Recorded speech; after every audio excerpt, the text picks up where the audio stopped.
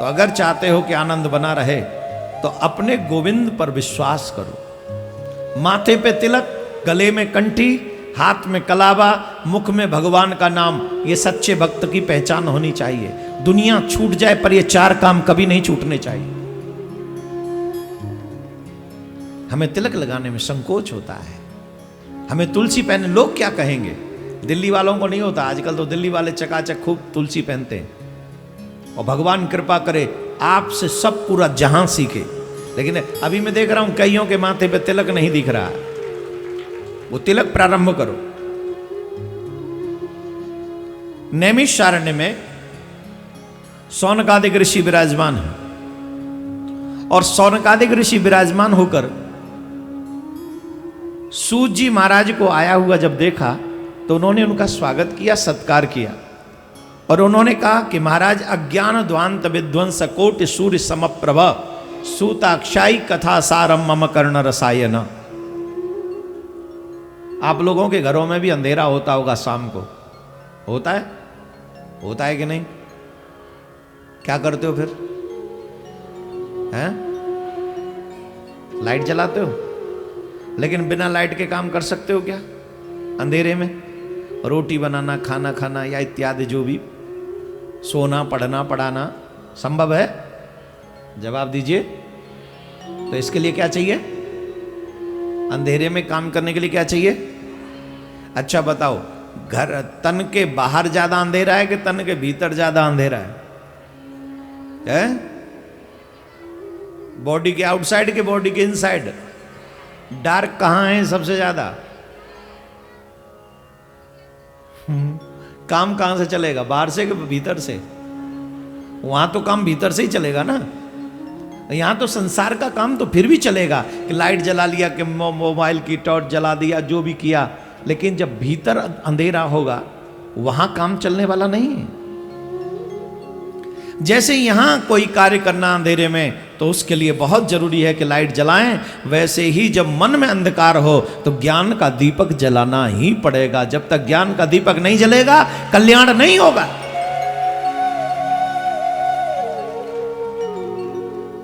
जब तक ज्ञान का दीपक नहीं जलेगा तब तक कल्याण नहीं होगा। जिस मन में अंधियारा है भगवान कहां से आए? जिस मन में अंधियारा है भगवान कहां से आए? जिस मन में है मैल जमा भगवान कहां से आए?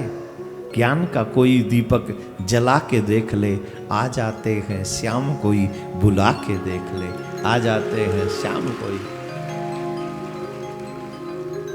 अगर कन्हैया को बुलाना है तो ज्ञान का दीपक, अरे हम छोड़ो, ज्ञान की बात ही नहीं करते, हम तो कहते प्रेम करो। दिल्ली वाले प्रेम बहुत करते।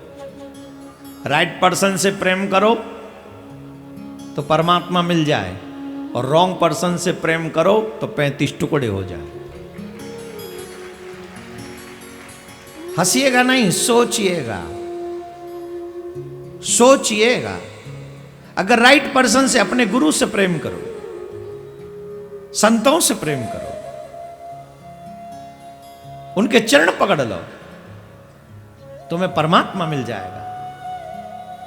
और नालायक किस्म के लोगों से तुम प्रेम करोगे तो 35 नहीं 72 टुकड़े भी हो सकते हैं।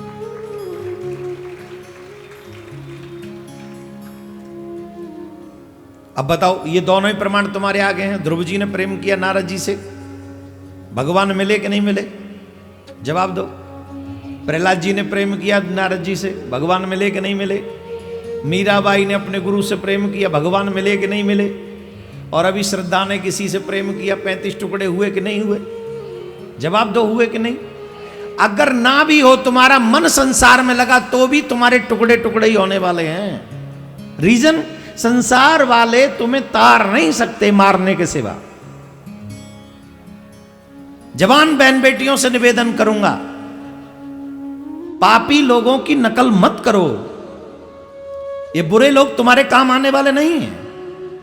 जिनके पीछे तुम भाग रही हो ना, इनका पीछा करना ही तुम्हें नरक में ले जाएगा।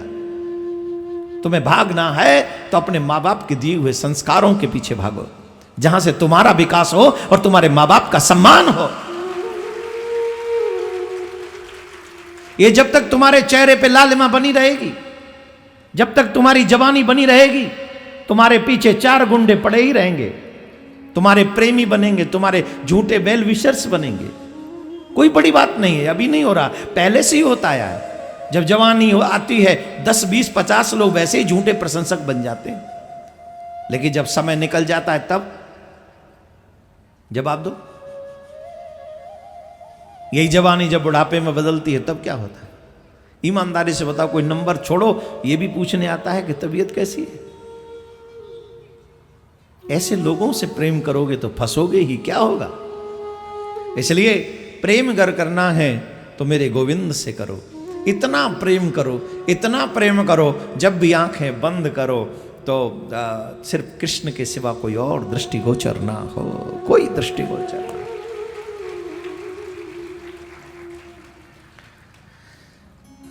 कहते हैं महाराज, अज्ञान ध्वांत विध्वंस कोटि सूर्य समप्रभ।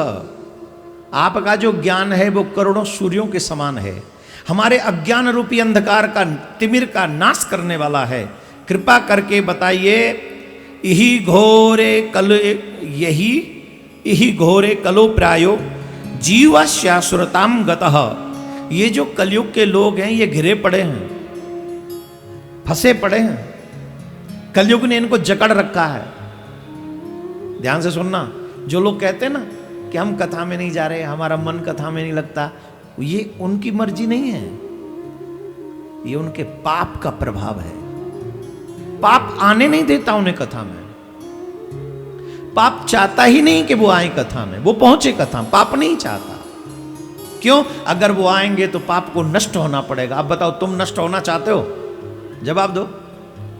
लिसन टू मी, तुम में से ऐसा कौन है जो ये चाहता हो कि मैं नष्ट हो जाऊं? तो बेचारा पाप भी क्यों नष्ट होना चाहेगा? प्रयास तो वही करता है कि मुझे कोई नष्ट ना कर सके। चींटी भी चाहती है कि मुझे कोई नष्ट ना कर सके, वो तो फिर भी बलवान है पाप। तो जब चींटी नहीं चाहती कि वो मर जाए, वो नष्ट हो जाए, तो पाप भला कैसे चाहेगा? और वही पाप हमारे सर पे, उन लोगों के सर पे बैठा हुआ है जो कहते आज नहीं कल चलेंगे, आज नहीं कल चलेंगे, कल नहीं परसों चलेंगे, परसों अरे कृष्ण जन्म वाले दिन चलेंगे। ये दिल्ली वालों में बड़ी प्रॉब्लम है, लेकिन ये प्रॉब्लम मुझे आप लोगों में नहीं दिख रही। और भगवान न करे किसी सनातनी में ये प्रॉब्लम हो, 7 दिन में से एक दिन जरूर चलेंगे। भगवान करे आप सब में ऐसा प्यार हो कि हम 7 के 7 दिन चलेंगे। 7 के, ये सनातनियों में प्रेम होना चाहिए कथा के प्रति, ये जागृति होनी चाहिए कथा के प्रति। 1 मिनट की भी कथा नहीं छोड़नी हमें। न जाने कौन से दिन हमारे प्राण छूट जाएं। हमारे यहां कहते हैं 100 काम छोड़ के भोजन करना चाहिए। 100 काम छोड़ के। आपके बच्चे भोजन भी नहीं करते, मोबाइल में लगे रहते हैं, हाँ या ना? अरे बेटा भोजन कर लो। कर लूंगा मम्मी। बेटा भोजन ठंडा हो रहा है। आ तो रहा हूं मम्मी। बेटा सब्जियां भी ठंडी हो गई। मम्मी बहुत डिस्टर्ब करती हो। अरे ऐसा कौन सा तू अंबानी ते बिजनेस कर रहा है? नेका दे रह गई तो तेरा बिजनेस में करोड़ों को नुकसान है जाएगा। को है तू? लग तो यूं ही रहे हो ना, कुछ को ऊपर कुछ को नीचे। कौन सी बिजनेस है? कोई काम नहीं है, फिर भी लगा है भोजन ठंडा कर रहा है। इसलिए 100 काम छोड़ के भोजन करना चाहिए। लाख काम छोड़ के भजन करना चाहिए। कितने काम छोड़ के? होता क्या है, छोटा सा भी काम आ जाए तो सबसे पहले भजन छोड़ेंगे। ईमानदारी से दिल पे हाथ रख के जवाब दो। छोटा सा काम आ जाए सबसे पहले एक भजन छोड़ दे। अच्छा ठीक है कल कर लेंगे, आज के बटका कल कर लेंगे। इस बात की गारंटी है कि कल आएगा? भजन छोड़ दिया, उस भजन को छोड़ दिया जो भजन तुम्हारे यहां भी काम आएगा और वहां भी काम आएगा। तुम्हें लगता है कि ये भजन हमारे काम नहीं आता? ईमानदारी से सोचो, कोई व्यक्ति हॉस्पिटल में आईसीयू रूप में पड़ा हुआ है, डॉक्टर ने कह दिया कंडीशन क्रिटिकल है। ईमानदारी से बताओ उस समय कैसे कैसे भजन याद आते हैं? हे नाथ, मैंने कभी कोई अच्छा काम किया हो तो लग जाए, मेरे बच्चे को कुछ ना हो, मेरे भाई को कुछ ना हो, मेरे पति को कुछ ना हो, मेरी पत्नी के बारे में उतने पुण्य याद आते हैं कि नहीं मुझे नहीं पता। वो तो पति से ही पूछो किसी से। मैं बेबी हूं, पर मैं क्योंकि इसमें लगा रहता हूं ठाकुर जी की कृपा से, इन लोगों से पूछो जो और पति बैठे हैं कि जब पत्नी आईसीयू में हो तो पुण्य याद आते हैं कि नहीं आते। कई लोग तो कहते हैं महाराज कुछ अच्छा किया हो तो देख लेना।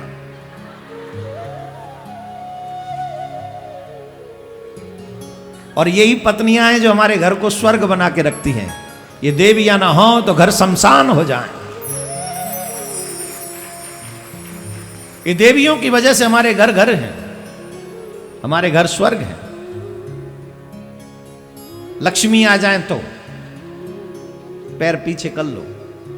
हाँ, व्यासपीठ की तरफ कभी पैर नहीं करने चाहिए, बहुत बड़ा पाप होता है। कभी भी व्यासपीठ की तरफ पैर ना हो, भगवान की तरफ पैर ना हो, माता पिता की तरफ पैर ना हो, संतों की तरफ कभी पैर ना हो। इन बातों का विशेष ध्यान रखो। कहां थे हम? बोले हमें नहीं पता कहां थे। आप बोलो, आप कहीं से भी बोल दो, हम वहीं से सुन लेंगे। है आईसी रूम में से तो निकला है। लाख काम छोड़ के भजन करना चाहिए, क्योंकि जब बुरा वक्त आता है तो वही भजन तुम्हें बचा लेता है। तुम लोग कहते हो ना पैसा काम आता है, कई बार जीवन में ऐसी स्थिति आती है कि पैसा भी काम नहीं आता है। धरा रह जाता है बैंकों में, पड़ा रह जाता है बैंकों में, पैसा काम नहीं आता है। इसलिए जरूर नहीं कि पैसा ही काम आएगा, हाँ भजन जरूर काम आए। इसलिए लाख काम छोड़ के भजन करना चाहिए। और भागवतकार कहते हैं कि दुनिया का हर काम छोड़ के भगवान की भागवत कथा सुननी चाहिए। हर काम छोड़ दो। बोले महाराज काम छोड़ देंगे तो काम करेगा कौन? बोले जिसके लिए छोड़ के आए वो अपने आप कर लेगा। जिसके लिए आप छोड़ के आए हो ना, वही ये सारे काम कर लेगा। और यही सत्य है, मैंने ये अनुभव किया अपनी लाइफ में। जो भगवान के ऊपर काम छोड़ देते वो आसानी से हो जाते हैं, और जो अपने ऊपर ढोते कंधे पे उठाते वो काम होते ही नहीं। इसलिए भगवान की कथा सुनने के लिए हर काम छोड़ देना चाहिए, हर काम छोड़ दो। तो सुखदेव जब सौनकादिक ऋषि कहते हैं महाराज कलयुग के लोग फंसे पड़े हैं, इनका मन इन्हीं चार कामों में है, घोर अंधकारमय जीवन जी रहे हैं। कृपा करके बताओ प्रभु इनका कल्याण कैसे होगा, क्या करना चाहिए? नित्य प्रति एवरी सेकंड ये काल के करीब जा रहे हैं। सूत जी महाराज कहते हैं हे सौनकादिक ऋषियों, क्या काल व्याल मुखग्रास त्रास निर्माण सहेतवे श्रीमद् भागवतम शास्त्रम कलौ कीर्ण भाषितम। काल रूपी सर्प अपना मुंह फाड़ गए, ध्यान से सुनना, काल रूपी सर्प अपना मुंह फाड़ के एवरी सेकंड हमारे करीब आ रहा है। हर एक सेकंड वो हमारे पास आता चला जा रहा है। और ये कलयुग का मनुष्य इस बात को समझ नहीं रहा, गमाया जा रहा है जीवन। परंतु उन्हीं कलयुग के लोगों के कल्याण के लिए श्री सुखदेव जी महाराज के मुख से निकला हुआ श्रीमद् भागवत महापुराण शास्त्र इन कलयुग के जीवों को काल का ग्रास होने से बचा रहा है। जो एक बार श्रीमद् भागवत महापुराण में मन लगाकर, हित लगाकर इस ग्रंथ को श्रवण करते हैं, वो संसार के बार बार आवागमन से बच जाते हैं। इसलिए हम सभी मनुष्यों को श्रीमद् भागवत कथा मन लगाकर सुननी चाहिए। सौनकादिक ऋषियों ने पूछा, हे महाराज, जो भागवत कथा आप हमें सुनाना चाहते हैं, कृपा करके बताइए उसका महात्म क्या है, उसे सुनने का फल क्या है। देखो हम कलयुग के लोग हैं, बिना प्रॉफिट के कोई काम नहीं करते। सही है कि गलत है? अब हम यहाँ 3 घंटे बैठे, हम यहाँ 4 घंटे बैठे और पता चले कि हमारे पल्ले कुछ पड़े ही नहीं, हमें कुछ मिलेगा ही नहीं, तो हम यहाँ क्यों बैठेंगे? हमें कृपा करके बताइए कि अगर हम भागवत कथा सुने तो हमें मिलेगा क्या? ध्यान से सुनना, एक बात सीख लीजिए, आज नोट कर लीजिए जितने भी भाई बहन यहां पर बैठे, जो 7 दिन कथा सुनेगा और जो तुम्हें मिलेगा वो दुनिया में कहीं नहीं मिल सकता, कहीं भी नहीं।